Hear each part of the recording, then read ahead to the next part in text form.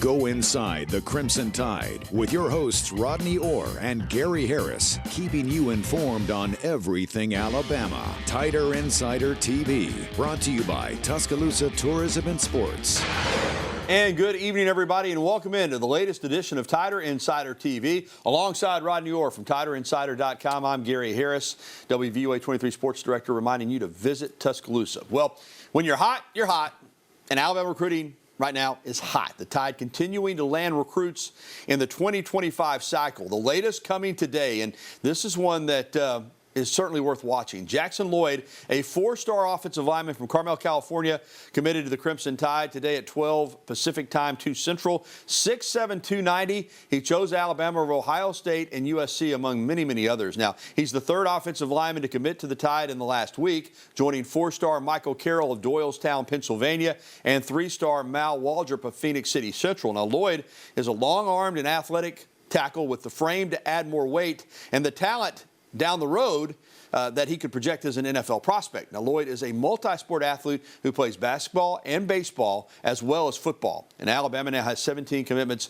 in the class of 2025. And, Rodney, the thing here that we really like about Jackson Lloyd is he's still growing into that frame. He can add a lot of weight. And one thing neat, too, is that he was one of the first players that Kellen offered when he got to Alabama. He had already offered him when he was the head coach at Washington. So those relationships from the West Coast paying dividends. And again, you know, all of these guys, you have to project them at the next level. But I saw a comparison to Jonah Williams, who's out of Folsom, California. Probably not as physically mature as Williams was. But again, you could see him in 2 or 3 years playing at about 325. I love his athleticism, which is really needed in the game today as an offensive tackle. I think this is one of these guys that you can really get excited about. I think this is a big pickup. No, I think it's huge. I think when you can go to California and pick up an offensive lineman of this magnitude, any player of this magnitude, I think some people consider him one of the top 3 or 4 players in that state. He was obviously widely recruited. Ohio State thought they had gained some momentum last week when he made that visit there, but Alabama did a fantastic job of closing him. I mean, you ran him down. I mean, he's 6'7", he's 290. He's got a chance to get a lot bigger, a lot stronger. The comparison to Jonah Williams athletically is there.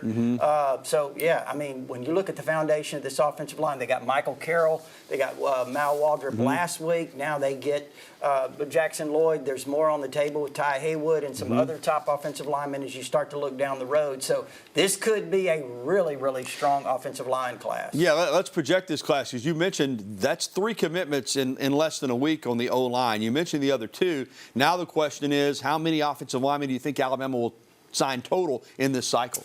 Well, I think you've got 3 now. Normally you go 5, 6, depending. And again, it all based on needs. And I think right now you would have to say with these 3, you've got Ty Haywood's a guy out of the state of Texas who I think is the #1 offensive tackle in the country, depending on who you talk to. Micah Dubose is obviously a top offensive lineman in the state of Alabama down at Viger.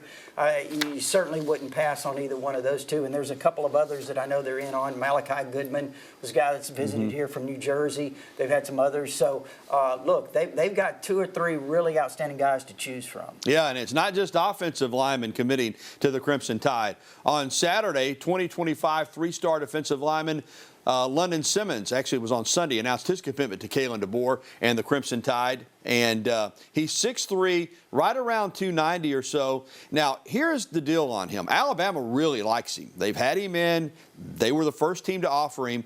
He plays in the private school ranks, academy football over in Mississippi. But he still had some other offers. But this is a guy that I think, Rodney, because of the level of competition, maybe he was overlooked a little bit. But when you see him on video. Now, granted, let's be fair. Some of these clips he's playing against guys that are a little overwhelmed, but he has a lot of athletic ability. He has ideal size for an interior defensive lineman. He's dropped a lot of weight to really kind of, tighten up his body a little bit. Alabama's high on him. And I guess, I saw some discussion on message boards about, Alabama's taking this kid. Nobody else had offered him much, but they like him, and that's really all that matters. Yeah, I think when you look at him here on this video, again, kind of imagine him losing about 30 pounds, which I think he has. I think he should have a really big senior year. You're going to see his stock rise. Now, I want you to look the way when he gets his hands on somebody. Very strong.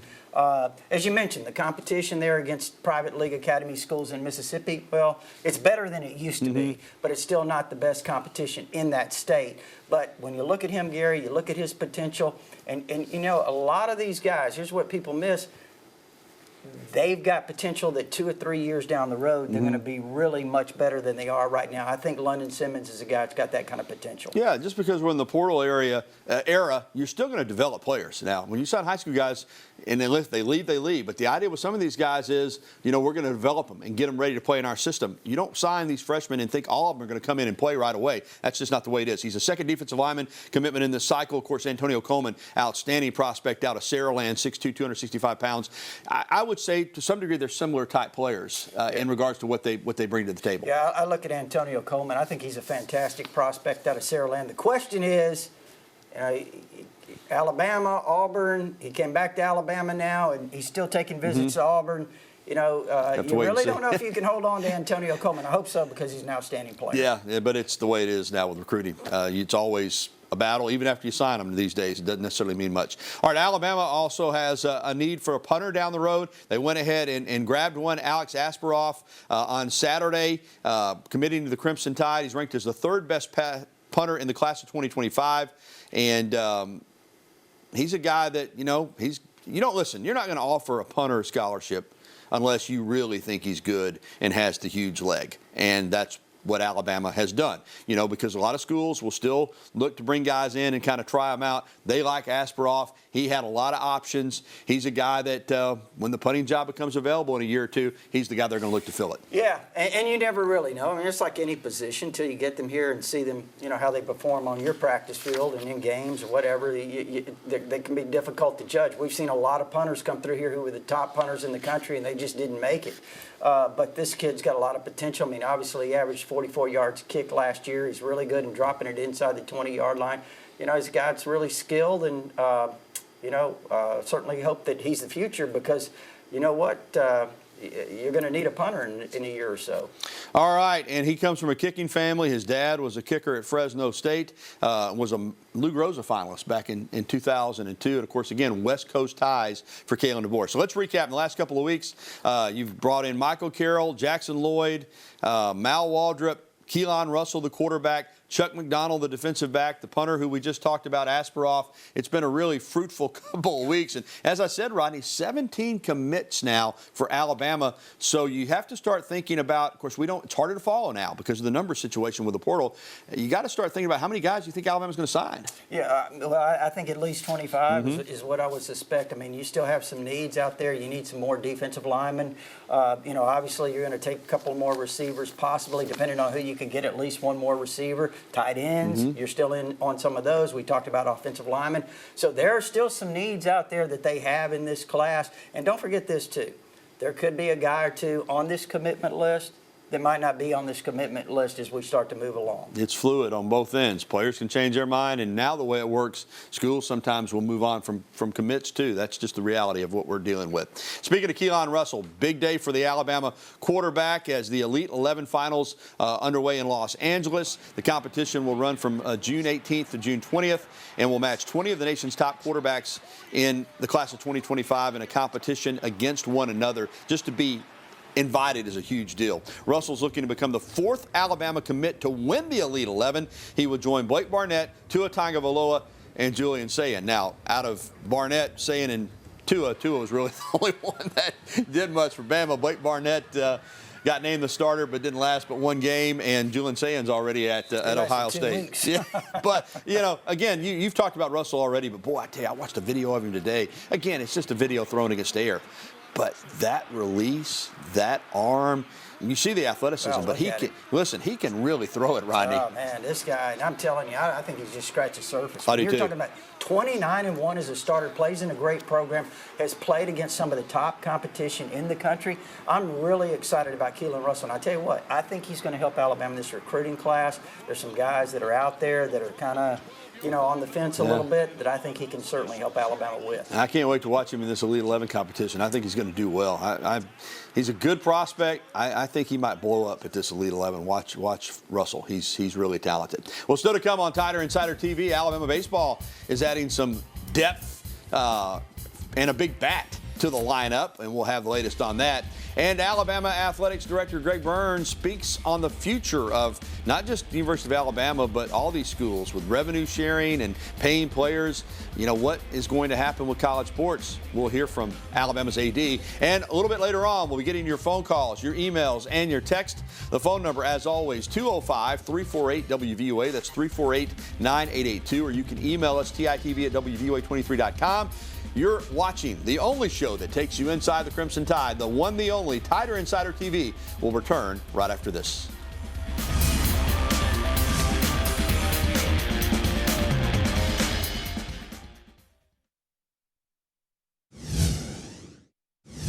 And welcome back to TITV, brought to you by Tuscaloosa Tourism and Sports. Visit Tuscaloosa. Alongside Rodney Orr, I'm Gary Harris. Alabama and North Carolina will add another chapter to their basketball rivalry this coming season. The Crimson Tide and Tar Heels will face each other again in the ACC-SEC Challenge. The game will take place on December 4th at the Dean Smith Center in Chapel Hill. Now, this will be the 15th all-time meeting between the two schools and the fourth time they've played since 2019. Alabama is 6-8 against the Tar Heels in those previous 14 games, but they've had a little bit of roll against UNC lately, including the last meeting, which was in that NCAA tournament Sweet 16, Alabama 89, Carolina, the number 1 seed, 87. Alabama advanced to the Elite Eight, then beat Clemson for the school's first Final Four trip. And Rodney, this is just another gem in a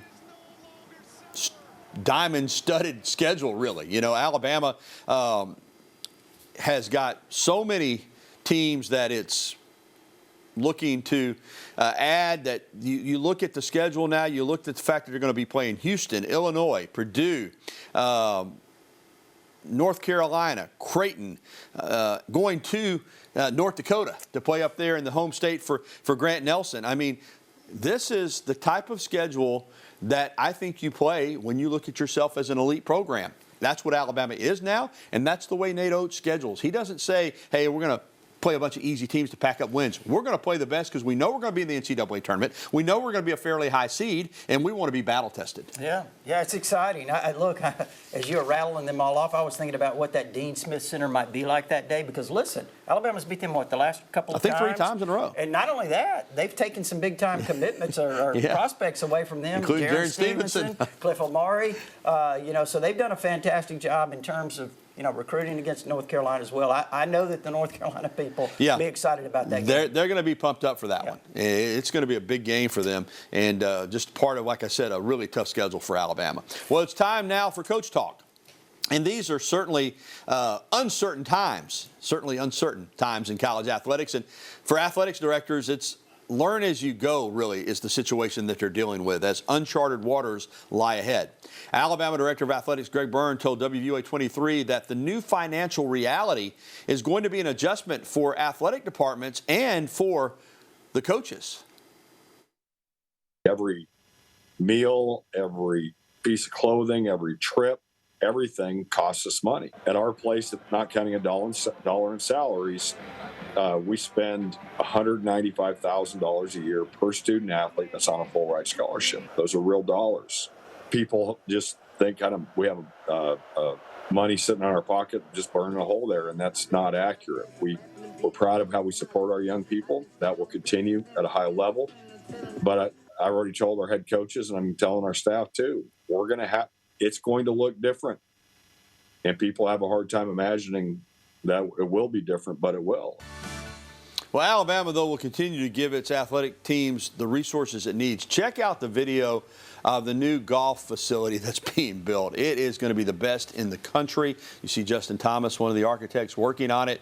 The golf facility is going to be big. The basketball practice renovation project is part of the university's Phase 2 project. Now, we've talked about a renovation to Coleman Coliseum, but Greg Byrne says now that everything's kind of on hold until they have an idea of what revenue sharing is going to look like in college sports. It's coming, but I don't know when they're actually going to break ground, Rodney. But listen, Alabama is committed to winning in everything that it does sports-wise. But it's not just Alabama. As I said, these are uncharted waters that these athletic departments are about to enter into. And you have to kind of, I think, wait and see what you're dealing with before you can just go crazy in terms of your spending, right? No, I think you have to proceed with caution because there's a lot of unpredictability out there right now. And I think that's, certainly the wise way to do it, and that's what Alabama's doing. You talked about the new facility for basketball. I mean, look, I think that's going to upgrade the basketball facilities. That practice facility will be one of the best in the country.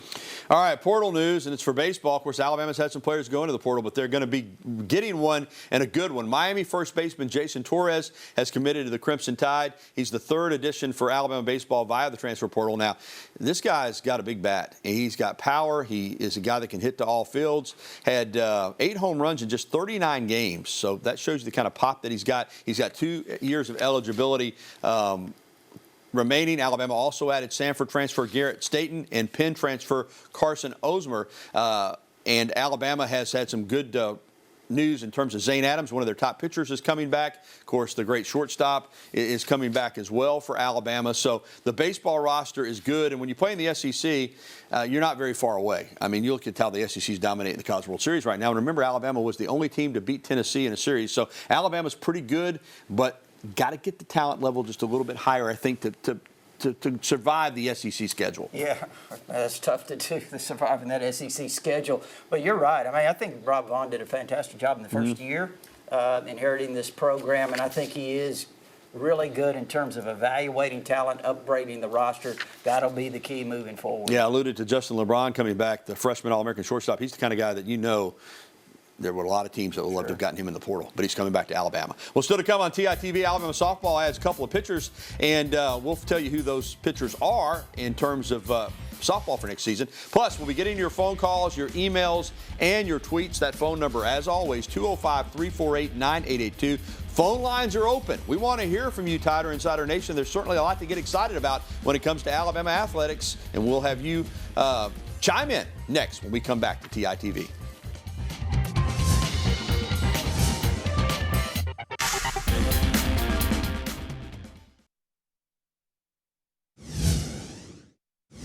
Welcome back to TITV. Alabama softball notes now. Former Alabama pitcher and pitching coach Stephanie Van Brakel Prothro has been the head coach at Memphis. She's leaving that post to become the pitching coach at Florida. So she's going to be competing against the Crimson Tide. It's been reported that UNC Wilmington pitcher Emily Winstead is transferring to Alabama. She was the CAA Pitcher of the Year, so she's really good. And it's official now that another pitcher, Caitlin Riley from Ole Miss, is joining the Crimson Tide. You see the media put out today on Twitter by Alabama softball. So pitching, getting a couple transfers, and that will be a good thing. All right, let's get out to the phone lines. Dale in Moundville is going to lead us off tonight. Hey, Dale, how are you? Hey, guys. I'm good. Thanks for taking my call. I've always been a Keon Keeley fan, and I know he's kind of light for the bandit position where Bama's got him right now. But I was listening to a Luke Robinson and Jimmy Stein podcast, which I always do in the morning time, and they were rating the Bama roster, and they had him like number 60th on the roster and said that he was like 4-string bandit on the team. Do you think maybe they might move him, or do y'all see Keon getting some playing time this year? I kind of had him as the next Ryan Anderson, man. Well, listen, he's only been here 1 year. He's got a lot of talent. I mean, rating the roster at this point, I don't really know how you do that, but I think he's a talented player, and so I'm going to kind of wait and see what happens with Keon Keeley. Yeah, and I think the thing with Keon Keeley, Dale, that you have to remember is, number one, he came in here kind of that jack linebacker type player, and now they have moved him to, you called it the bandit, which it is. It's kind of a defensive end, more of a defensive end type. So he's going to become more of a defensive lineman. He's going to have to get bigger, stronger, but he is extremely athletic. I actually talked to someone, back early in the spring, and they said, look, once Keon Keeley gets it, he is going to be a terror. Now, when does that happen? Don't really know. But certainly, there's a reason why he was a 5-star rated player and one of the top players in the country. Again, remember, he's a very young player. He's only been in the program 1 year. All right, thanks for that phone call. More phone calls are coming up on the way. The phone number, 205-348-9882. Plus our email question of the day. That's coming up next on TITV.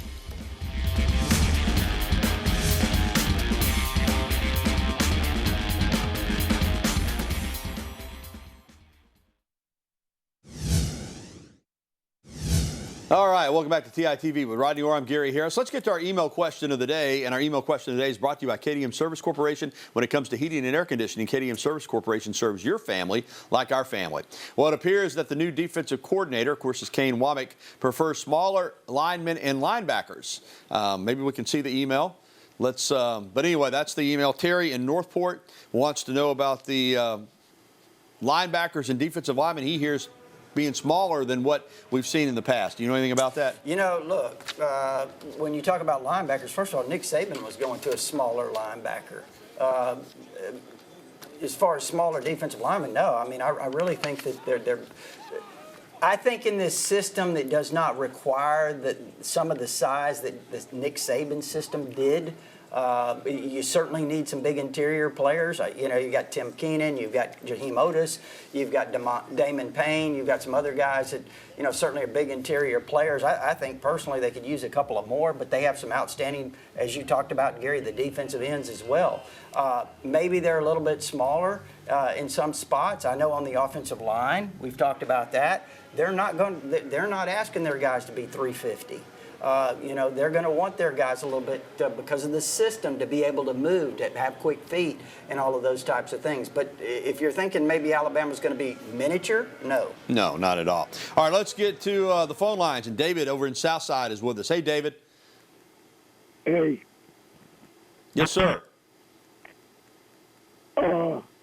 I wonder if this could be the year that Alabama basketball wins it all.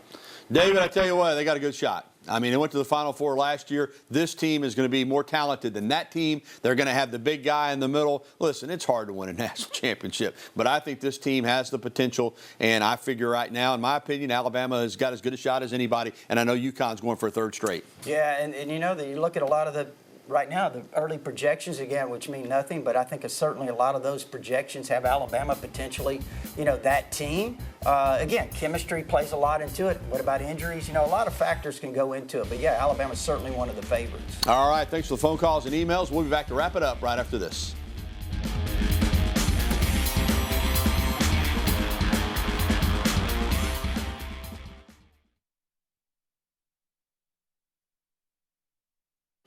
And thank you for tuning in to Tider Insider TV, presented by Tuscaloosa Tourism and Sports. Don't forget, if you missed any of the show, we got a replay tonight at 10:30. You can catch it anytime at WVUA23.com. We're going to leave you a video of J.D. Davison, an NBA champion now after the Celtics took care of the Mavericks. He's the fourth former Alabama player to win an NBA championship ring. Congratulations to him. For Rodney Orr, I'm Gary Harris. Thanks for watching Tider Insider TV. Good night, everybody.